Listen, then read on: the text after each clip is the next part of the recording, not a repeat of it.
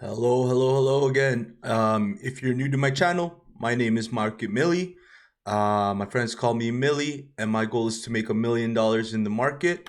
And I want to document that, document my journey, at the same time sharing tips, tricks, and insights that I've found to help me out so that I could possibly help others out along their journey as well. So if you're returning, welcome back. Thank you for coming back.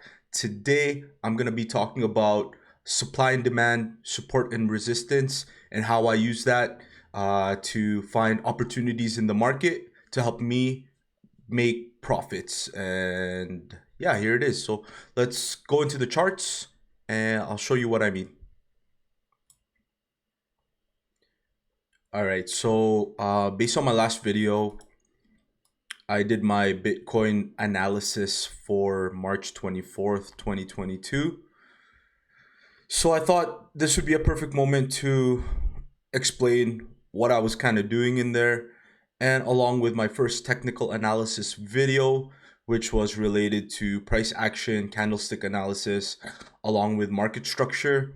I think supply and demand and support and resistance are the next things that would be valuable to understand. So we're taking it step by step.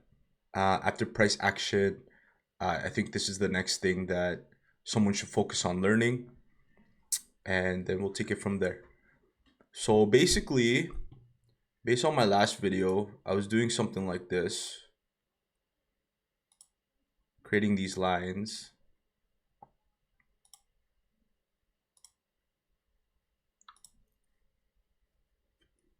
And then I was following it up with something like this.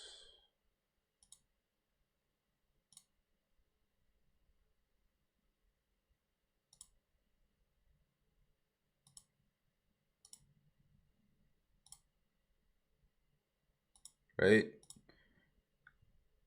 So basically, let me explain what these things are.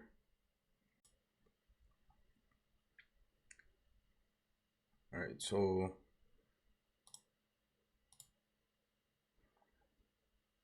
when I draw the line, that would be support or resistance. And when I draw these rectangles that expand that, that would be supply or demand zones. So I'll explain supply and demand in a way that helped me understand it. Think of demand as an area where there's a demand for it. People are grabbing, they're buying, so it's causing the price to go up because the supply is depleting, just like supply and demand, how that works. Now, a demand zone, a supply zone would be on the opposite end, where anytime price reaches that area, people start selling. So they're just sell. So it's causing the price to go down. That's how I understand it.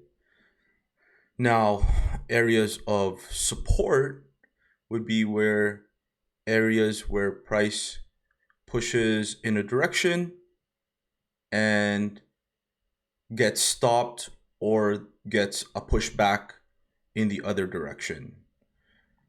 Support and resistance just basically means, depending if the price is going up, any levels that act as an area that it rejects would be support, because it's supporting the price back up, and areas above it that cause the price to go down would be considered an area of resistance. That's similar to supply and demand. Now, what I like to do, I primarily use, I'm going to erase all these because I just use that as an example. These aren't actually areas that I'm considering. I'm going to erase all that. I draw my areas of supply and demand, support and resistance on the 4-hourly, because the 4-hourly respects the direction of the market better, I find, and it gives me a better indication of what the market is doing without tricking me based on manipulation in the market, such as you can find in lower time frames. But feel free to do what you find works for you. I'm literally just sharing what I found works best for me. So what I would do here, first off, I'll show you that the reason why support or resistance goes as a line is there's support here, there's support here, there's support here. You could like there's support here. I'm not gonna do it all because it's gonna get nuts, but basically you could see there's, you can consider this a support, you can consider this a support, you can consider this a resistance, you can consider this a resistance. Now as you see, the more you know, sometimes the more confusing it gets. And this happened to me before. I've been through this. This is why I know. Now, there's so many lines on here now. Maybe I understand it while I'm doing it, but if I step away for 10 minutes and come back, I'm completely confused. Am I looking at support? Am I looking at resistance? What's going on here? And then you add trend lines. You add all these drawings along with your indicators. It just gets crazy. So I'm just going to erase that. What I do, you want to find key levels of support and key levels of resistance. So how do you do that? You find areas where it happens a lot, where it touches that support a lot. So I see there's a touch here, touch here, touch here, another one here, and there's some here as well. So I would consider that an area of support. So I'm gonna put a line there. Now I see another area here. The nice thing is when you track over the chart, you have this crossfire that kind of shows you sideways as well and up and down. So you don't have to just use your eyes to imagine it. You can visually see. So here I'm going to use this because it's acted as resistance, and then say it got flipped to support. It got flipped and then it turned into support. And there it is again, acting as support. When it broke through, acted shortly as a resistance, but then became support and then resistance. So there's something there. And this one too, you can see every time price goes there, in this area, it goes down, it goes up, and it didn't stay above it. It got dragged back down into this range that price is currently in. So that's support. I would say this is support, this is resistance. And depending on which side of the coin price happens to be in, this line could be considered support or resistance, because right now Bitcoin is trading in a channel or a range. So we're trying to figure out where we can find opportunities within this range. So now, what is the difference between support and resistance versus supply and demand? So supply and demand, basically, supply and demand is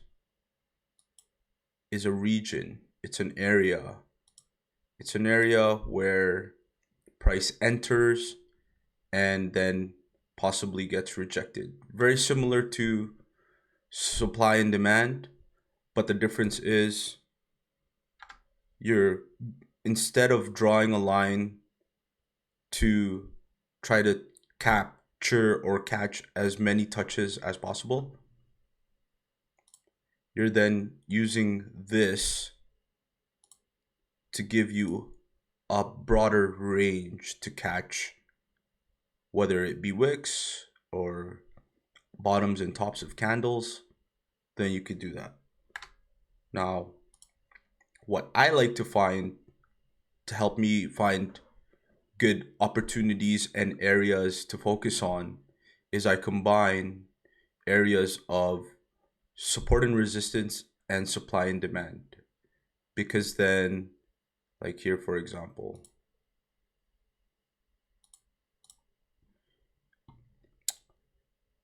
so I'll share with you something I learned as I've tried different philosophies of trading, from retail, smart money, and then price action trading. They kind of teach things differently, but I realized it's all pretty much the same thing. And it took me three philosophies to study to realize that they're basically doing the same thing, just using different terminologies. So, say for example, I wanted to create a my own philosophy and make it something wild. I could call this area the big booty bounce zone. Same thing, right? Um, but yeah, from smart money, what I learned was an area of there's like order blocks and demand zones, which is like basically when you're looking at a move, whether it be up or down, it would be the last down move before the up move. So it'd be some whole area like this, and then you have to wait till it gets here, wait for a pattern to play out, like Wyckoff, something like that, and then see what happens from there. But yeah, like going into price action and then learning price action, I realized that it's all pretty much the same thing. And with price action, a lot of the things I learned as a retail strategies kind of blended in, and I kind of like that. And I started seeing success with it. So I was like, okay, if this is what's working for me, I'm just gonna continue with this. Why fix something if it's not broken, right? So yeah, this is basically how I do it now. Just trying to share some things that I've learned. But yeah, why I like to do this, why I like to do the support, and then I give it an area of supply or demand, is because then you're using confluence. You're not just you're not just using one thing. Now you're using two things to support. Excuse me, to support your thesis of what you're expecting or what you found. And trading trading when you're looking for potential setups or opportunities, it's nice to have confluence, because then it gives you confluence gives you confidence to what you're doing might have a high probability that is correct, because multiple things are agreeing with what your findings are. Another tip I'll give you guys is, say for example, you're looking to enter a buy, which is you're expecting the price to go up. It doesn't matter what time frame you're looking at, whether you enter on a 5 minute, a 15 minute. Try to match that with the higher time frame. So as you can see, this 4 hour candle is going up. Before I enter, I want, okay, see now it's going down, but it's a doji candle, they call that, I believe. So it's indecision, as you can see. Price is right in the middle. The wick above is equal to the wick below. So it's undecided.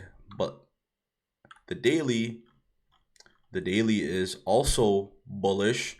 So if you wanted to go long, that would be in agreement with what the position you're trying to take would be. 1 hour, 30, 15 is indecisive. Or even the 5-minute. But I'm not going to take a long because I know the overall trend is bearish. So I'm still looking for sells. But yeah, that's basically supply and demand, support and resistance, how I use it to find opportunities in the market to benefit me. Now, using those alone is, I wouldn't say is enough.